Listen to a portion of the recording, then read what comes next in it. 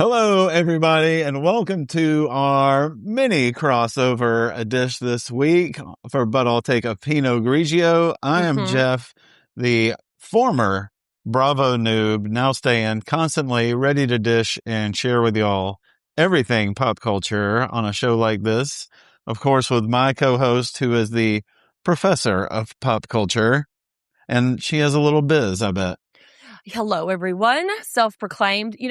I get out of practice doing our little intros because I always forget to do them whenever me and Emily and me and Nolan do our shows. So sometimes I get out of practice. But hello, everyone. Here it is. Here I am. I am going to put my professor hat on a little bit as we talk about our big summer watch. So I hope everybody is ready for me to wow them with my knowledge. Before that, though, I'm going to wow you with the depths of depravity of shit that I watch. McBee Dynasty. Me and Nolan have finished all of season 1, and it's there. And I've been trying to figure out a joke. It's there. Season 1 is there. That's what it is. But I've been trying to figure out a way to work around the idea of nasty, because it's me and Nolan have been calling it McBee Dynasty. But I was going to say they put the nasty in Dynasty. Okay, add that to the list, but I finally got it too. It's Mr. McBee if you're Dynasty. Oh, awesome. That's a good one. Awesome. Right? Yeah. Yes. Yeah, it finally came together after we recorded all the episodes. Not the only 80s pop music reference we'll get to today, folks. Oh, look ahead. Wonderful. Wonderful. Vintage VPR. Of course, we have dueling birthdays, and Stassi is on her birthday tradition where she goes and makes it everybody's problem. And then this one, we've added a fun, delightful NASCAR element to that. Do you have any birthday traditions, Jeff, that you do every single year on your birthday that either your parents did or you and Brooke do? Anything that is just it's the middle of it's the middle of January, so I try to get one or two other people to care. Usually after holidays and before Valentine's. It's in a real middle of January, and nobody's concerned with doing too much or wanting to spend any money. So it's just hey, sorry, but it's my birthday. If you want to do something. Stay tuned for Jeff's big birthday bash coming in January, everybody. Yeah. I always call my children to tell them the horror story that was their birth. Yeah. Every that's year. Always nice. Every year. Yes. You know what? Because listen, you're welcome. But Nolan was born at 8:18 at night, so that call is usually not as invasive. Ethan was born at 5:43 a.m. Mm-hmm. So never appreciated when I go in there. Never, ever wants to hear that story at 5:43 a.m. So I used to get a check from my folks with my age amount, and at 36, that stopped. And I mean, I don't know why. 37 to wherever I am now, it was sorely missed. That just means that 36 is where you are spiritually. That's spiritually, you're 36. I'll take it. Yeah. I'll take it. I wish the whole world was where we were when I was 36. Oh my God. I said this yesterday. It has been such a fun dip into the past because we're watching Real Housewives. This is also part of business. We're watching Real Housewives season 20, which will drop tonight. But we also went back and watched season 1, which is 2006. Jeff, what were you doing in 2006? Where were you? I was in Chicago doing whatever I wanted, working probably a couple different jobs, line cooking, going out to whenever, sporting my Razor phone, doing exactly what I'd been wanting to do. Yeah. Making friends and having a ball. Yeah. 27-year-old Jeff was just living that life. Well, Nolan really harshed my buzz about it because she was like, yeah, I was in 3rd grade. Cool. Thanks. But that's also fun. I was basically in 3rd grade, just doing a grown-up version of it, like her. And I had just graduated. I graduated late with my undergrad because, I had a baby very young. And so I just got my first big girl job and bought my very first car on my own. I had 8 miles on it when I drove it off. So, far cry from 2026 where I financially support everyone I've ever met. So what, you want me to pay your phone bill too? Just send it over, Jeff. Come on over. I was going to say, if I can get in on that, I'll take it. No problem. You asked the wrong person right now. No, especially, I mean, really, Carla's somewhere flinching, not knowing why, me talking about it. And then, of Excuse me? course, in the city, the penultimate episode just aired, much to Emily and I's delight. The season finale will air this coming Tuesday. We're tired of this show. We have reached our limit with what we care.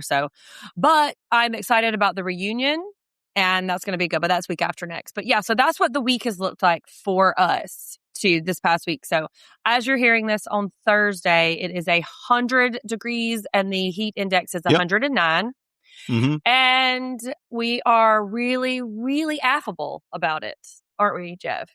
Yep. My air has gone out 2 times this That's week. right, Luckily, Jeff. I've not had to replace a unit or anything, so we're Don't say that out loud. skating by.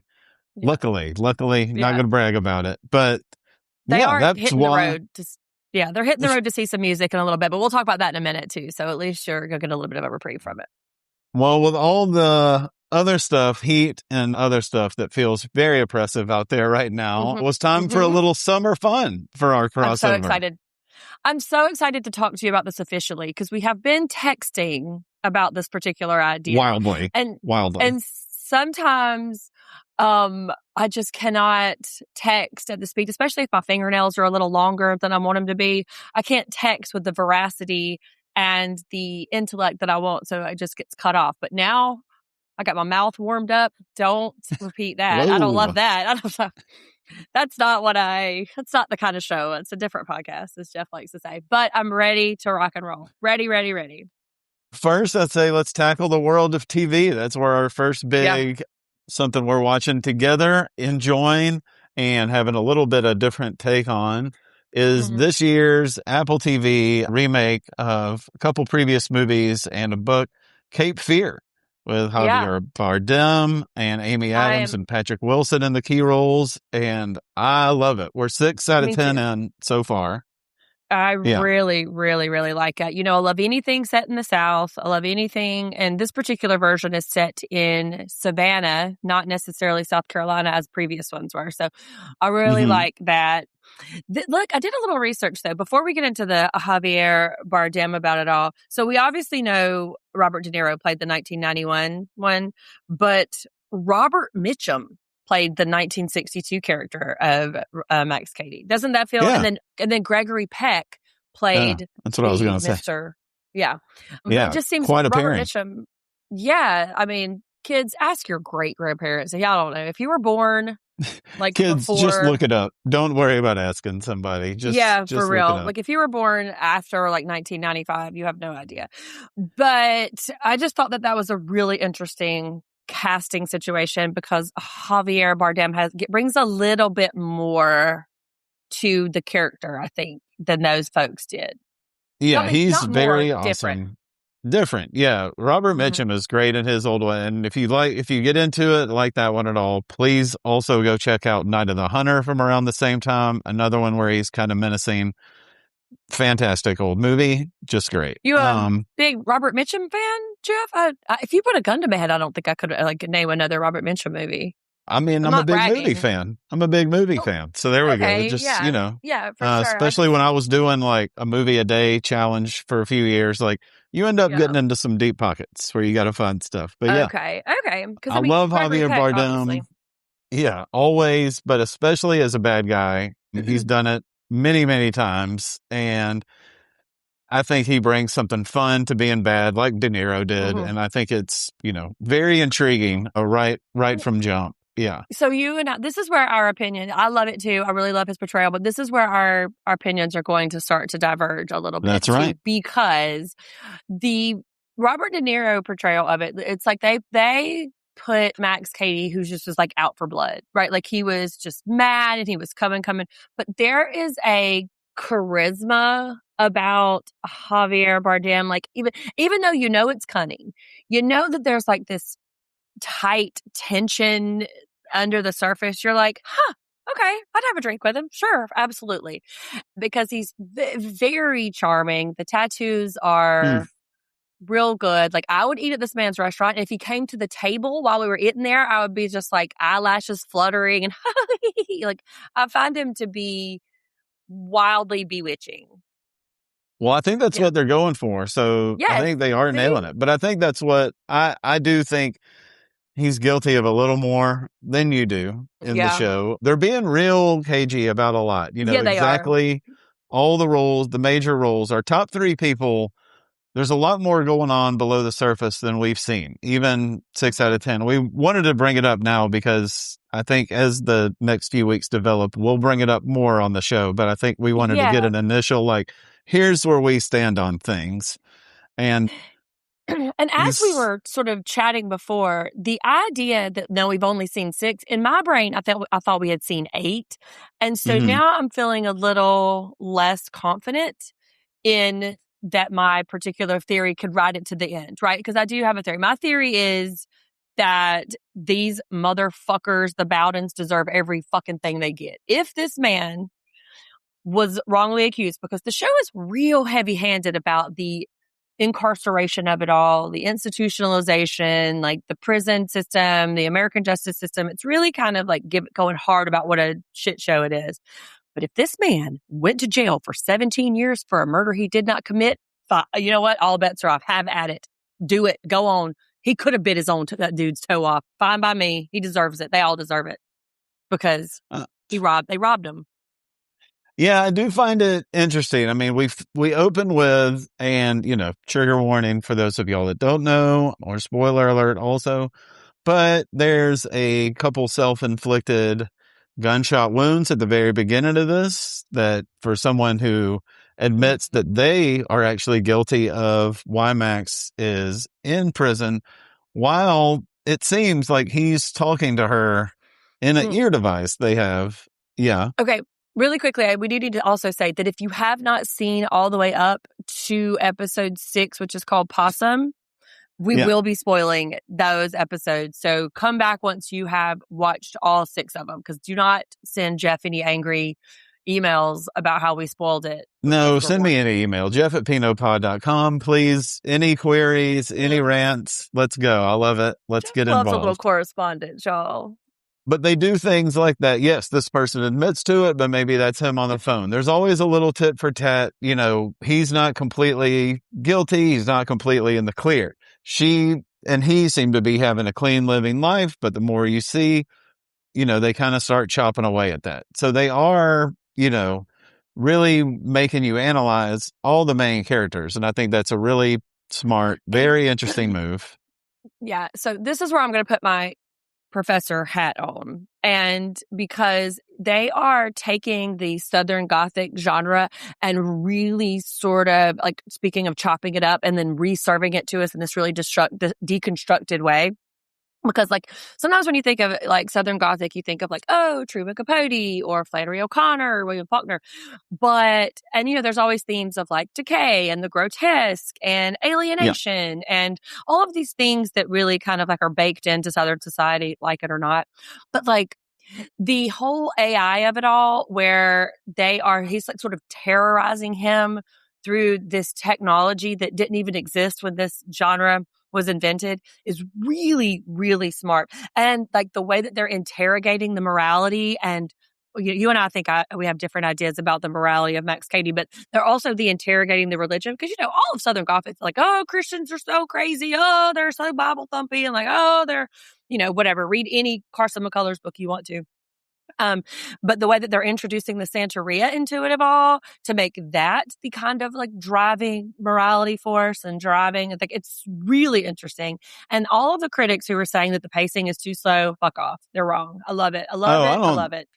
I don't think that at all. No. I mean, 10's good. Beyond that, you might start to lose me, but I think I'm good with the 10.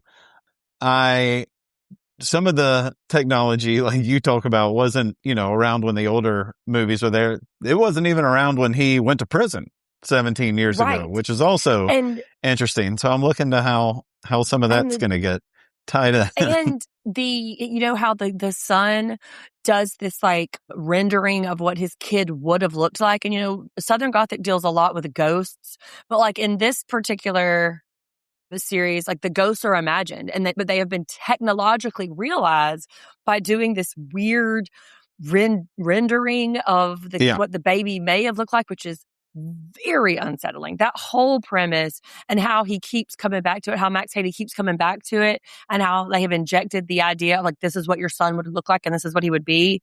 Smart. Yeah, there's also sometimes the use of like dark animals in Southern Gothic. We have like the family portrayed by a family of skunks right at the beginning. We have like a panther kind of comes into the families, to scare them, like as Max Cady is coming into the area. So like all that, I love that those darkly colored animals are getting to brought. Yeah, we get a possum.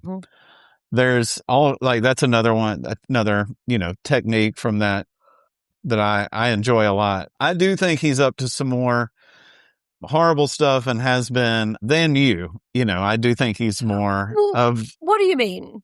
Like, what do you think he's up to? Because we agree he's there to revenge. He's there to terrorize this family. I think we disagree about how menacing or how much they do or don't deserve the level of menace that he is presenting.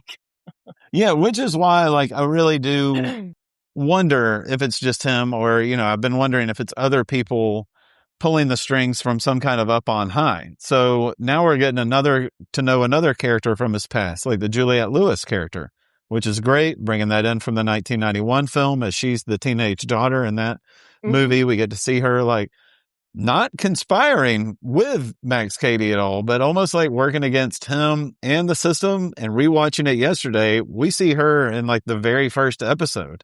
She brushes up against Amy Adams in this hospital, which I didn't notice, I didn't know to look for the first time, but she's actually in it earlier on and a little bit more. So is it her?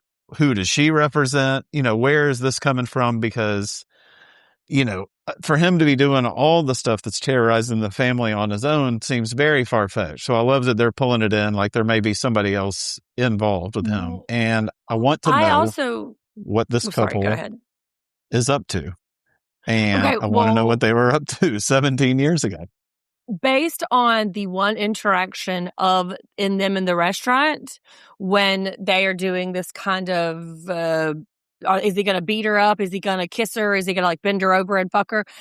And then she's like, what? We're not going to hurt each other now? Are we going to hurt each other now? It seems like they must have been involved in some sort of like masochistic, sadistic situation before. Yeah, I think when she sent him the dog collar, I got a good bit of that. Well, but also too, don't forget that he was raised by his stepfather who trained dogs and he had to live in that cage.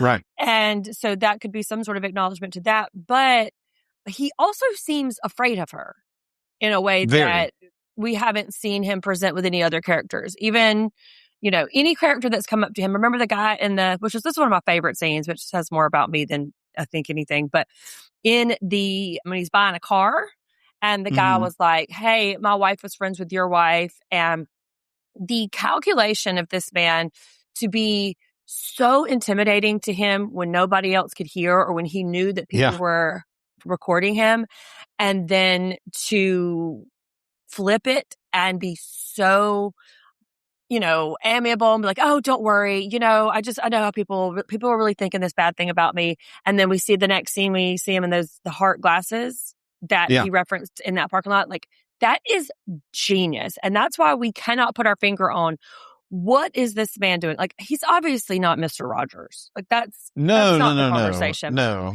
But even though he is recently out and is supposedly not guilty of the thing he was put away for, a lot of people seem to be so welcoming to him in the community. It's surprising to me that not more people have that interaction with him, like the car dealer guy. Like, there are so many people. I mean, he deals with a realtor who is like, the only reason she seems standoffish is to like make sure he can afford this very expensive house that is directly across the street from the Bowdens, which seems like it wouldn't be allowed. Yeah. And then all of a sudden you got Max and Patrick Wilson, the father of this family, kind of out and about. They're at the same club. Then they go to a bar together. They get in a fight that's recorded, and nothing really comes of it yet. They don't get into a fight. Earlier on.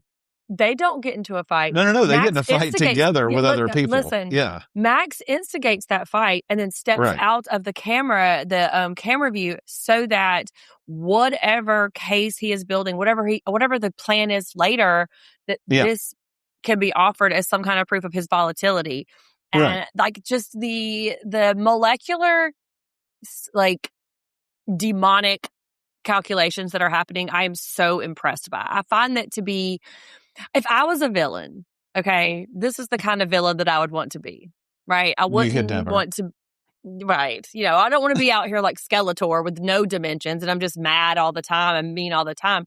But I want to be Max Cady, where, like, you know, they're like, I don't know, man, are we friends? Could we be friends? Is she going to murder me? I don't know.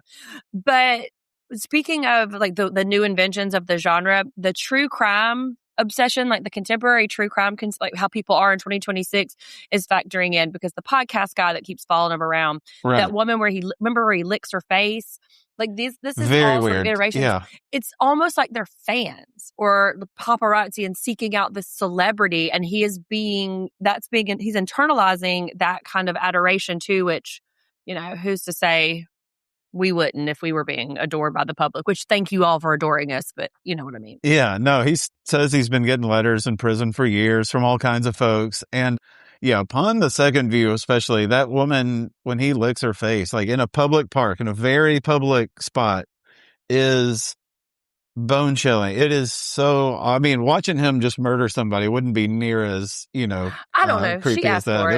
It was wild. Oh, I mean, it was okay. Leave people alone. Alone. Let's get that soundbite. Leave people alone. She came up to him to antagonize him and to invade his space and to accost him in a way that, you know, is invasive. And so that was self-defense in his, one way or the other. They seem to go so blind. I mean, the couple is so much less calculating. I mean, they're on their toes a whole lot more. You know, they're back, like, because stuff happens to the family, like, you know, the boy in particular. And this is the most recent one. Amy Adams, the mom, just like bolts. All right, the kids are here. I'm going to go. Like, they leave the children to go deal with, they think they're going to deal with something repeatedly, which, you know, famously not apparent right here. But it seems like an odd time to be leaving your kids at home when they are kind of clearly old. Clearly not. Old. They're not well, though. I mean, they're not. Especially the boy. Especially and that's another one. thing. Yeah. Yeah. Like, that is, I don't know if we need to be leaving them as much. Well, fair enough, especially with the, you know, alarm system on the fritz. But that's another thing. I have the way that I'm receiving this is that Max Cady is the protagonist. Now, remember, protagonist and hero are not the same thing. Antagonist and villain are not the same thing. But this show is about him in the way that I am reading it. And that Amy Adams, which was her first, it's Bowden's, but I'm having a hard time calling their first names. But they are the antagonist to this man. Like, and not only in his post-release, but throughout his entire situation. She was his lawyer. And Correct. by her own admission, we know that they did something. And my theory is they either clocked his guilt or thought that he was guilty and engineered a guilty verdict, even though they were his. That's where the obvious choice is there. And so I think that's what it is. Like, does he know what we did? What we did? And now that he's exonerated, that particular choice is really, really affecting them in a way. But like, oh shit, we thought we were doing the right thing. She went into labor and some other things happened where the case did kind of accelerate to an end because of a plea deal. And so with Anna and Tom, the people who were prosecutor, and defendant there, you know, they were in a relationship. We know about that for sure. We know that he suggested the thing that she ended up agreeing to that put him away. How, you know, bad that ends up being, I'm very much looking forward to seeing, or what else was going on, because there's some people that have been talked about we haven't met, and there's some people that we've barely met at all that I think are going to play a bigger role. You know, we're not getting into it, you know, There is. We're not making this a Cape Fear podcast, but there is plenty to talk about here. And I mean, Yeah. Well, I will introduce this too before we can move on. But there is the hint of a sexual relationship between Max and Anna. There some is kind of connection, at least. Yeah. yes. But when they kissed in the park and she did not initially recoil and react very, very vehemently, and she said it the tone, which, kudos to Amy Adams in the way that she belied a lot of meaning in the don't do that again. To me, there was something. And so there's some betrayal. He's clocked some sort of betrayal. That whole conversation between him and the daughter where he is implying that maybe she is his daughter, which gross because she slept with her half sister, if that's the case. And just planting a lot of really, which is also very, very Southern Gothic, the idea of these interpersonal, complicated relationships between, close people, blah, blah, blah. I am really looking forward to it. Like, I've looked every day, but do we have a new episode? Do we have a new episode? We do not. They come out on Fridays. Every week it's Friday. Yeah. Well, we would watch like two or three in a batch. And so it just never really occurred to me that it was Friday. So I'm really, really like it. I believe that I don't want to say the show wants us. Well, I don't want to say that I believe he's innocent because I don't know. The show wants us by episode 6 to think he's innocent. I think that is the read that I'm getting. And are they going to bait and switch that on us in a few episodes? Possibly. But the show is that whole scene at the beginning, that is not Chekhov's gun. That is absolutely going to come back to either prove or disprove something about this man's involvement in his wife's murder. Yeah.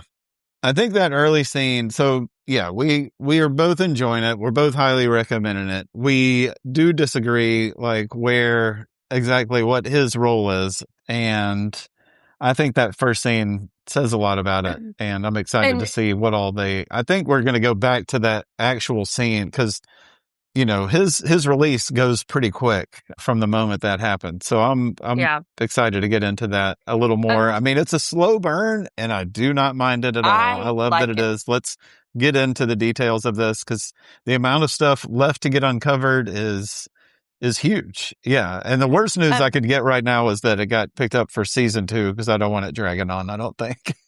Yeah. Who knows? Maybe they'll take on a different sort of like case, but in a very different light. We don't have to talk a lot about it, but Carla and I also watched Elle, the prequel to Legally Blonde. That is a different light. Yeah. Yeah. We really liked it. It is obviously very, very different. It is night and day. The show bills itself as like from the Legally Blonde universe because it's a prequel because it's Elle in high school. So it has the same aesthetic. Elle has the same kind of like personality characteristics and stuff. But I thought it was going to be hokey as hell. It is not. It is very charming. It is Elle Woods who is plucked out of her LA life and plopped down into Seattle in 1995.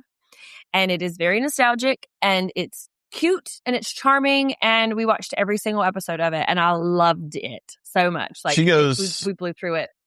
From Seattle to LA or LA to Seattle? LA to Seattle. So remember, it is a loose interpretation. We don't know how she gets back to LA or anything like that. So maybe this is like a different, that's what I kept saying. It's like they keep saying from the Legally Blonde universe. So maybe they're taking some liberties with her origin lore, but it's really cute. It's really good. And the nostalgia is brilliant. It's got June Diane Raphael as her mother and Everett Scott. That might be wrong. I might be mixing Tom Everett Scott? Tom, yes. Tom. I think I was conflating. You had your C. Thomas Howell and... There it is. Yeah, I got you. I know where you're going. I was going as her dad, and it's just very, very charming. So watch it if you get too bogged down in the grit of Mac Cape Fear. That's where we're heading anyway, is more kind of summer fun. Music, always a big part of my summer fun. So I wanted us to get into that today. I know last week you mentioned you had your big, I'm just going to call it the Puerto Rico song. Is that where we are with that? Yeah, no, that's just my chronically owned line. But I did discover. I mean, is that what it's called? Oh, yeah, I think it's a Puerto Rico song for sure. Okay. Because well, that's easy enough. The guy who created it, I think he loaded the lyrics into AI. And AI came up with the very catchy tune that we have.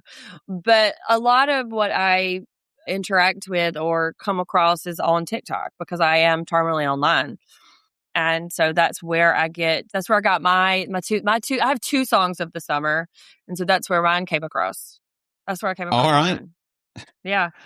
The first one is an indigenous singer who is it's like a grassroots situation. She's also a tribal activist, but her name is Chloe Starr with 2 R's. And I'm going to play you just a little tiny bit though, because I don't want to have to deal with the rights to it, but it's really cute. Hold on. Get there. 1, 2, 3. I want to drink Jack and Coke. Who let the fucking bar close? I don't want to answer my phone. Ignore everybody I know. I want a bad bitch for the weekend. I want a wife and a girlfriend. I want champagne on the yacht with. So I love her, and she's super fun and smart. She has a new single out called Walking in the Sun, but that's the one that came across that I've just been like going hard for it. That one is. Yeah. Which is fun. That is awesome. And you had one more? Oh, yeah. I think I've sent you these folks before. They're the Filthy Heathens. Yes. And they are like I don't even know how to describe them. They're like a kind of a rockabilly, but they seem like the kind of people who have thrown up in motel sinks. Gotcha. If that. Great. Yeah. So every young band should. Every young band should. But it's Diamonds in the Rough. I've sent you this one before. And maybe it's a little autobiographical for me. I'm feeling every cousin I've ever had. It lands there. All right.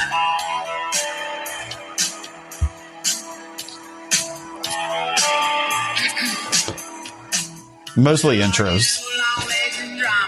Raised up by your mama. Did your daddy split when you were 6 with a voodoo chick named Wanda? Well, very specific. I mean, so is throwing up in motel sinks, but I get it. Yeah. And, but like you get the vibe, right? That I get the vibe. And the lead singer is a very, very hairy redheaded man with a bit of a protruding belly, but does not stop him from wearing his shirt unbuttoned to the belly button with a variety of trucker hats and pants that are far too tight for anybody to wear. So I love them so much. And they just give, young Sundis. Maybe I'm missing my 20s a little bit, but both of these songs are really giving young Sundi here. So. Well, we're harkening back. I think I've got a lot of old as new really coming back this summer, even in the fun stuff. I mean, pop stars from like almost 3 different generations right now are releasing music. Like now, there's brand new music from Madonna, Beyonce, and Olivia Rodrigo. Just those right there. I mean, that's a lot. I think that's huge. Those are iconic pop princesses and will be forever. All with great new music. Madonna, I think, is the one that's getting a lot of attention right now with her new album, Confessions 2. I haven't been really excited about new Madonna stuff necessarily in a while, but gave this a listen.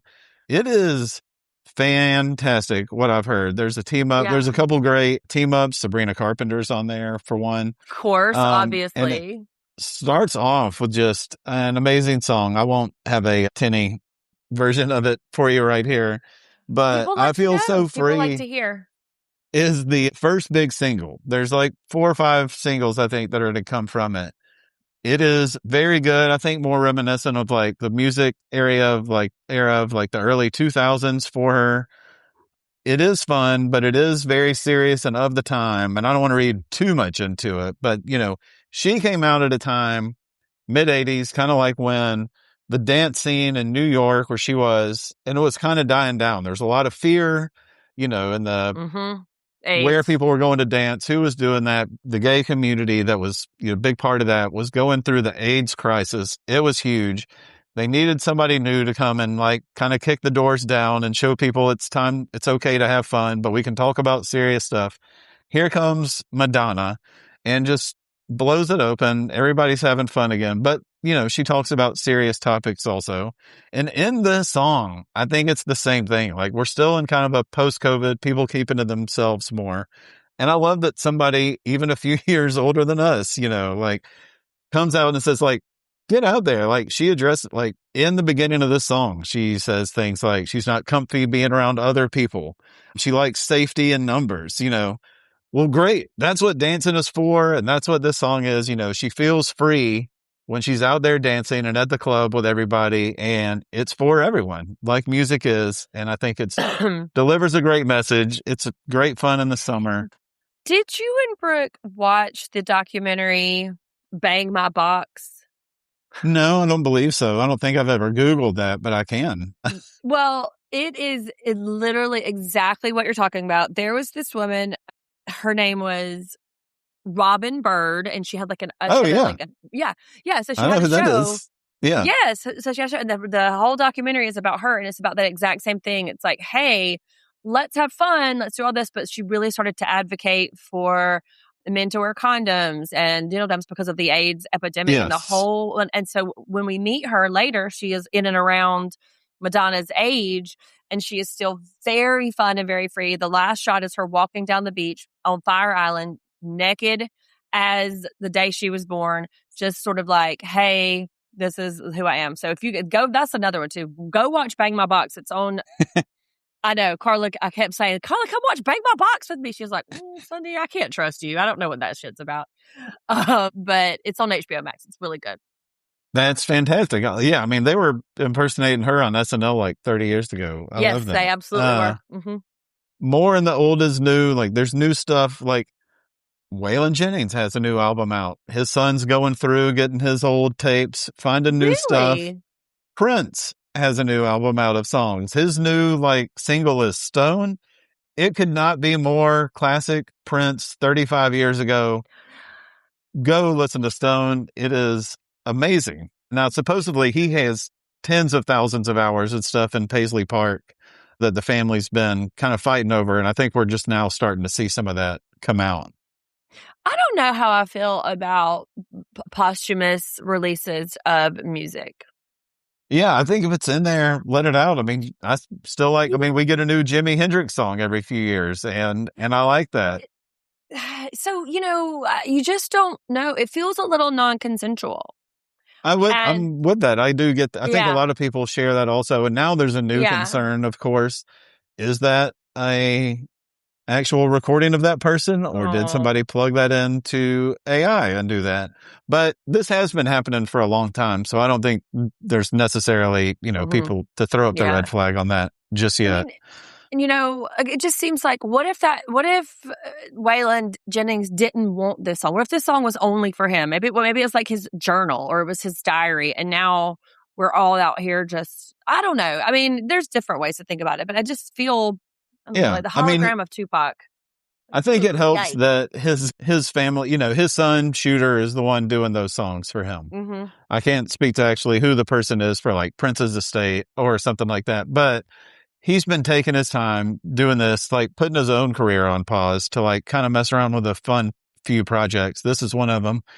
He's also messing with like the old animatronic showbiz characters and writing new music for them. So very that niche, definitely but sounds look like out for that if you want. Shooter Jennings project. That is a niche choice, as we have picked up in our lexicon this week. That's a niche choice. Yeah. Stone by Prince, though, is a fantastic summer listen. And it always reminded me, I remember like 30 years ago reading thing with Madonna saying her favorite song, like of a summer, like the song that made her think of summer was When the Doves Cry by Prince, and her like hauling her bike upstairs when she was a struggling musician and just like falling and crying. But like Prince's music got her going. So, and here they are still on the charts together in 2026. And that is pretty amazing. Some older folks, some more, not older, but some more folks from our time coming out, like Modest Mouse came out with a new album that they independently released. They Might Be Giants Speaking is of doing 2006. that. Yeah. So folks from the 90s and early aughts are doing that. Sent you the fun cover, Billy Strings for the new Jackass movie doing Roger Allen Way. And if you're going to be dumb, you got to be tough. That's My a very daddy always fun. said that. Yep. That is some summer fun right there. And then there's there's concerts also, so I hope anybody can get out there and enjoy some live music, some summer fun despite the heat. Hopefully you can find some air conditioning. Well, I was going to check in with you about your participation in this concert later. It is outdoors, which I've been to a couple. I saw Jason Isbell there. I'm going to LaGrange, Sweetland Amphitheater to see Wilco, somebody else with some relatively new music, but they're putting on their tour right now is pretty wild. They're doing like 2 separate sets, like the folks I go see a lot, going to see Fish in Savannah next week. And so this is going to be like a 32 song spectacular. And I'm very excited about it. All those guys. How are you going to stay cool? I'll worry about that then. I'm going for I'm just going to enjoy. A very 2006 attitude to have, sir. Yeah. Well, luckily I'm probably only drinking water later, so that doesn't have the effect that stuff I was drinking in 2006 would have. Maybe. I mean, fair. My tolerance is a lot lower these days than for the heat. Oh, that's some TV, that's some movie, or that's some music. Any summer movies? That's usually a big thing. Is there anything you're looking forward to? Carla and I finally watched Obsession. I rented it from Amazon. Love. It was really smart. It was a little heavy-handed, it is for what it is. Like, I get it. I get the fucking metaphor, okay?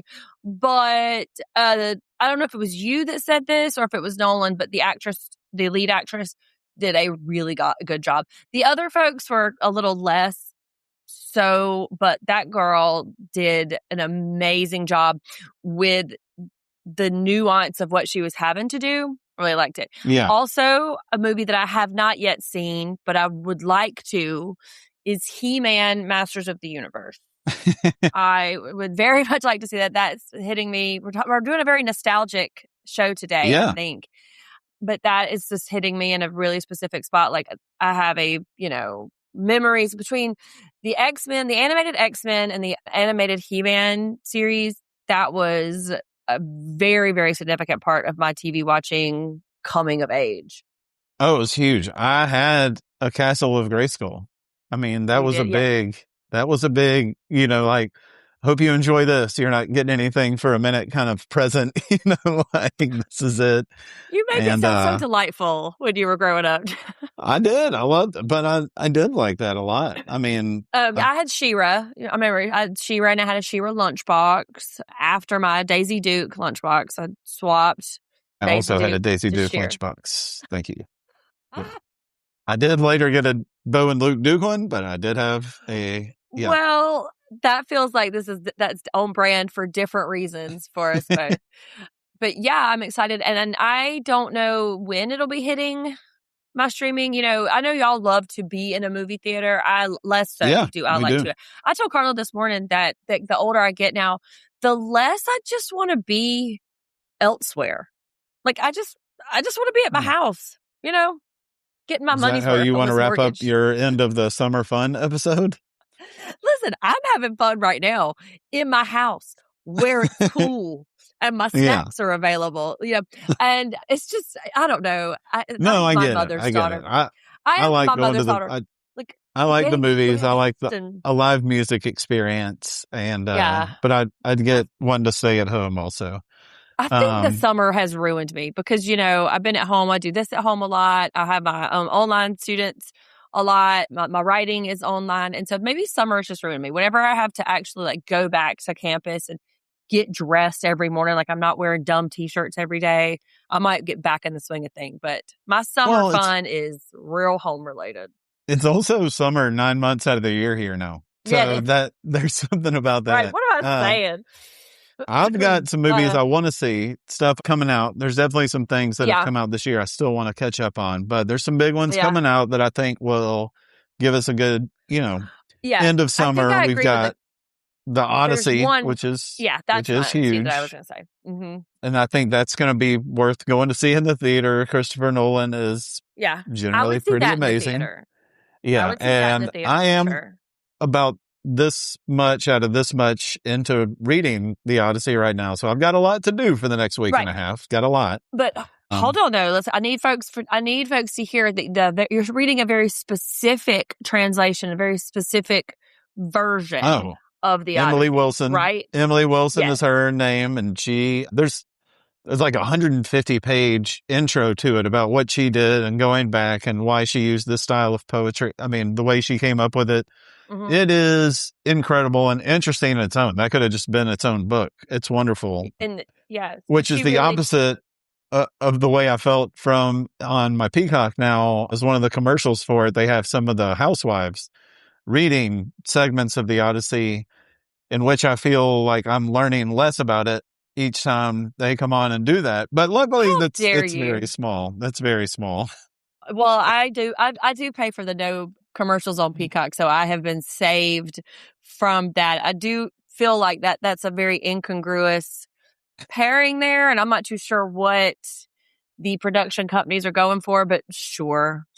But maybe it's a nod to the new feminist translation of Emily Wilson, because a lot of what she has discovered about the stories is that it's not as necessarily as misogynistic as it was written or translated into, right? That it maybe it was written less misogynistically than it's been translated into. And so she's changing the stories in a way that is positive and, Either way, I appreciate the reach you gave it to link it. I like that all around. I mean, baby. There's also a kind of fun one I've got some high hopes for, but we'll see. The Invite with Olivia Wilde and Seth Rogen as a couple, and then Edward Norton, and I think Penelope Cruz as another couple, and of course some hijinks, couple stuff ensues. All these people. And Olivia Wilde I'm very interested to see summer. Yeah, she's having a tough summer. Folks are coming after her looks and all of this stuff with like her particular production company. So I really hope this does well. I hope it is very successful. It looks funny. See, that's something that I probably would not go to the movies and see. I would see the Odyssey, but I most likely won't schlep it to the theater to see the Invite. Well, we'll see. All right, if you're split now, I've got one more for you. We'll decide where you land. Okay. Summer fun. We've had a couple big ones, but probably the biggest blockbuster that's going to come out this year will be the new Spider-Man movie. Those are obviously huge. It'll be into July. The ones with this kid have been very big so far. You got some Zendaya in there as well. So where do you land on that one? I'm very much looking forward to it. I think it'll be fun. And I will see it. I will not go to the movies. And I am a Marvel fan. That is my universe. I'm definitely in the area for it. But sometimes the crowd, depending on what time of day you go or when you go, sometimes the crowd can really change the experience. And I won't be doing that. You mean you're in the area for it because Atlanta is where they film a bunch of that stuff? Well, no, I just, you could go. Well, it is. You could. Well, yeah, so I'm saying that you could go and sit next to a dad who's his years, or you could go and sit next to a teenager who is TikToking and Snapchatting the whole time. And when we went to see, that's a no. You gotta shut that down. What was the one? The Backrooms. Backrooms. So it was a very full crowd, and Ethan, who is a very, very too old for his year, 17. Was so annoyed at the low level murmur that happened the whole time. There was laughing at inappropriate times, and Ethan was like, "This is so disrespectful. This person has their phone out, mother." And I'm like, "Babe, what do you want me to do? I'm not, But it just ruined his whole experience, took him out of it. And so I'm gonna stay home and watch Spider-Man in my own. And I just bought a projector, so maybe I'll use that for my viewings. I'll have mine hooked up for the fish shows starting this weekend, so you can come by and watch them 10 feet tall. I am going to watch the Norway versus England game because I have recently discovered Erling Haaland, and so I'm a Norway fan now. Very good. They're on a big roll. Yeah. Also, speaking of stuff filming in Atlanta, Atlanta and Savannah and a couple more places is where they're filming Cape Fear. And it's I'm having a lot of fun with oh, that's right there. Oh, that's right there. Yeah, I've had more Atlanta sightings than Savannah so far. So we'll see. And I'm heading there next week. So maybe I'll Savannah? get into that's it. right. You said that. Before we go though, I do want to talk a little bit about the Emmy nods because the Emmys have landed in our But I'll Take a Pinot Grigio podcast universe. Like That's right. They must be listening. They hear our coverage. It is genius. And so I have not been able to look at the full list yet. There's so many categories. I looked at the reality TV categories. And so listen to the nominations for the best competition reality show. Top Chef, Traitors, Dancing with the Stars, and Survivor. That's us. And for best hosts, listen to this. Kristen Kish, Ariana Madix, RuPaul, Alan Cummings, and Jeff Probst. We don't care about him. But we have talked about every one of these shows on our podcast since we've been talking about it. And Jeff Probst did come up because we saw Lisa Rinna dressed as him on the Culture Award. Oh, yeah. So that's right. Put him in there too. I'm not saying you got to, I'm not done. Too. I'm not done. I'm not letting you Our go. beloved Summer House has also been nominated for best unstructured reality TV show. So no love for season 12 Vanderpump. No, sir. No, sir. I think that shocking. Is in line with the cultural reaction. And then best directing, also Top Chef also got a one for best directing, and Traitors. I love that. And RuPaul's Drag Race too. So we've got our finger on the pulse right here. We know what's hot. I don't see any other Bravo shows. Top Chef is the only elite show that has made it to the Emmy list. But Love Island is Peacock. No McBees. No McBees. They are fighting for their life to stay out of jail. So I don't know the awards to get on the to be later. I don't know what the logistics are for an active indictment, an active investigation, and awards nomination. So I don't know.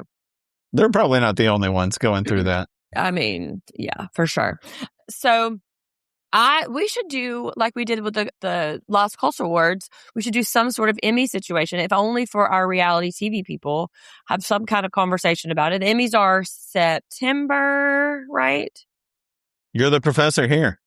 I believe that the Emmys that are sounds September, right, though. Yeah, as long as they're not the week of my birthday or the week in which we're all going to Louisville for Pride Week, then we're locked in, except for those 2 moments of September. So. Fingers crossed.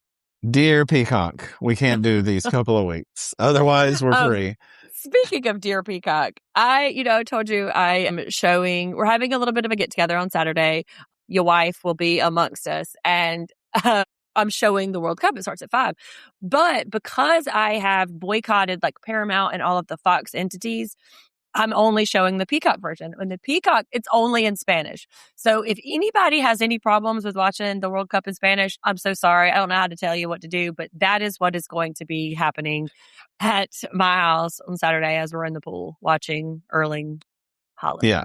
You should be able to follow along. It's football. Mm-hmm. You can follow along. Yeah, and one, sure. And then, Carla speaks Spanish too, so she can translate for us. Okay.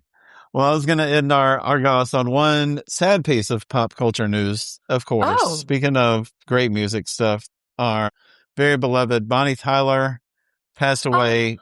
Huge in with a bunch of songs that have been in soundtracks for 40 plus years. And Jeff. Yes, and Sundi thinks that's hilarious. No, let me tell you who I thought it was.